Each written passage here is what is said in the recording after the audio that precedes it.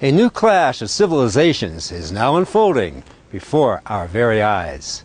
While the atheistic West is in decline, a renewed Russia, based on the Christian faith, the historic church, and cultural unity, whose leader is a devout Orthodox Christian, is emerging as an opposing force to the pernicious spread of Zionist imperialism.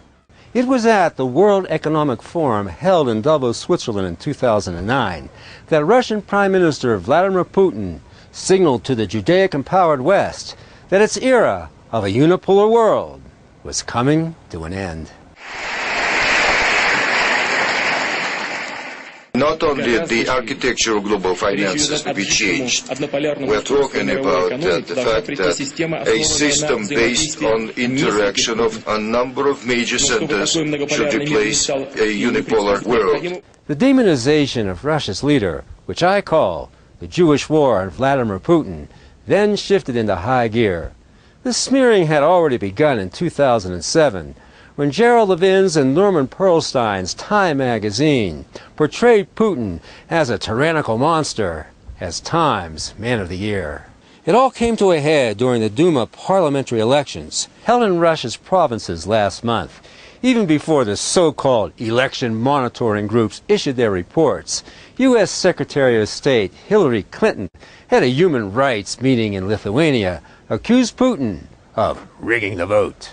A number of governments continue to view civil society as adversaries instead of partners. We've just witnessed a flawed Duma election in Russia, including efforts to halt the election monitoring. Putin was quick to respond, pointing out that Clinton's blatant lie of voter fraud signaled to the Zionist-funded NGOs to begin their staged, well-rehearsed anti-Putin protests. Нужно вырабатывать формы защиты нашего суверенитета, защиты, вот сделала госсекретарь, дала характеристику, оценку выборам, сказала, что они нечестные и несправедливые, хотя еще не получила даже материалы БДИЧ, наблюдателей БДИЧ. Она задала тон некоторым нашим деятелям внутри страны, дала сигнал. Они этот сигнал услышали, и при поддержке Госдепа США начали активную работу. With Jewish chess champion Garry Kasparov at the lead of the protests, complete with the typical and obviously heavily funded. Lots of money here, folks. This is not some spontaneous grassroots protest.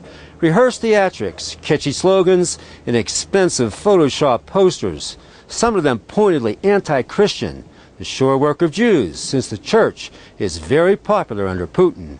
The leading U.S. State Department-sponsored NGO behind the contrived protests in Russia, as reported by the renowned contemporary historian William F. Engdahl, is the National Endowment for Democracy, known as the NED.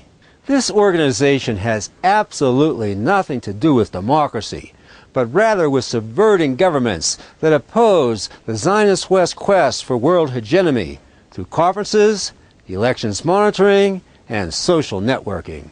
Dubious beginnings mark this so-called democracy group. You see, the NED's Jewish founders in the 80s, Alan Weinstein and Carl Gershman, were careful to prevent any exposure of the laundered funds coming to them from the CIA, for such exposure would have aborted the organization at its birth. Indeed, the National Endowment for Democracy was created to do overtly what the CIA could not do covertly.